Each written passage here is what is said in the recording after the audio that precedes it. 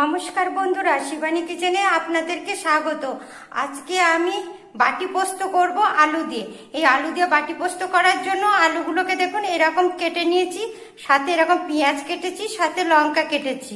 এবার আমি পোস্তটাকে বেটে নেব। এই পোস্তটা বাটার জন্য আমি প্রথমে দেখুন মিক্সিতে পোস্ত দিয়ে দিচ্ছি। এবার এর মধ্যে আমি কাঁচা লঙ্কা পেঁয়াজ দিয়ে দিলাম, এরপর দিয়ে আমি কাঁচা লঙ্কা দিয়ে দিলাম। এবার আর এর মধ্যে আমি পরিমাণ মতন লবণ একটু দিয়ে দিলাম, দিয়ে একটু জল দিয়ে আমি এটাকে বেটে নেব। আলুর বাটি পোস্ত করার জন্য প্রথমে আমি একটা কড়া নিয়েছি। এটা বাটি হলে ভালো হয়, তা আমার কাছে তো সেরকম বাটি নেই, সেই জন্য আমি কড়া নিয়েছি। কড়ার মধ্যে আমি এই দেখুন আলু, পেঁয়াজ আর কাঁচা লঙ্কাটা দিয়ে দিলাম। এবার এর মধ্যে আমি এই যে পোস্তটা বেটেছি, এই পোস্তটা দিয়ে দিলাম। এবার এর মধ্যে আমি এই দেখুন সর্ষের তেল দিয়ে দিলাম, দিয়ে এই যে পোস্ত বেটেছি যে মিক্সিটাতে, সেই বাটি ধোয়া জলটা একটু দিয়ে দিলাম, দিয়ে এটাকে আমি ভালো করে এই দেখুন মাখিয়ে নিচ্ছি। এই দেখুন মাখানো হয়ে গেল, দিয়ে এটাকে আমি ঢাকা দিয়ে দিলাম। এবার চলুন এটাকে আমি গ্যাসে বসিয়ে দিই। এই দেখুন বন্ধুরা, আমি গ্যাসে বসিয়ে দিয়েছি আলুর বাটি পোস্তটা।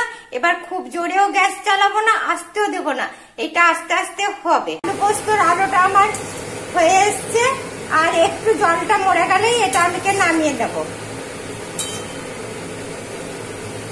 আবার এটা আমি ঢাকা দিয়ে দিচ্ছি। দেখুন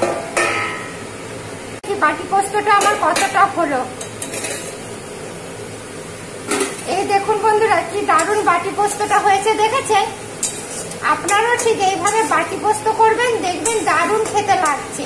এবার এটাকে আমি গ্যাসটাকে বন্ধ করে দেবো, কারণ এই যে একটু হালকা জলটা আছে ওটাই আলুটা টেনে নেবে। আর এই বাটি পোস্তটা খেতে অসাধারণ বন্ধুরা হয়। এবার এই বাটি পোস্তটা হয়ে এসছে। এবার এর মধ্যে আমি একটুখানি দেখুন কাঁচা সর্ষের তেল দিয়ে দিলাম। বাটি পোস্ততে একটুখানি কাঁচা সর্ষের তেল না দিলে বন্ধুরা একটুও ভালো লাগে না। এই দেখুন কি দারুণ আমার বাটি পোস্তটা হয়েছে। এবার এটাকে আমি নামিয়ে নেব। এই দেখুন, দেখেছেন বন্ধুরা আমার কি দারুণ আলু বাটি পোস্তটা হয়েছে। আপনারাও ঠিক এইভাবে বাটি পোস্ত করবেন, দেখবেন শুধু এই বাটি পোস্ত দিয়ে ভাত খাওয়া হয়ে যাবে। আর আমার এই রেসিপিটা আপনাদের যদি পছন্দ হয় তবে লাইক করবেন, কমেন্ট করবেন, শেয়ার করবেন।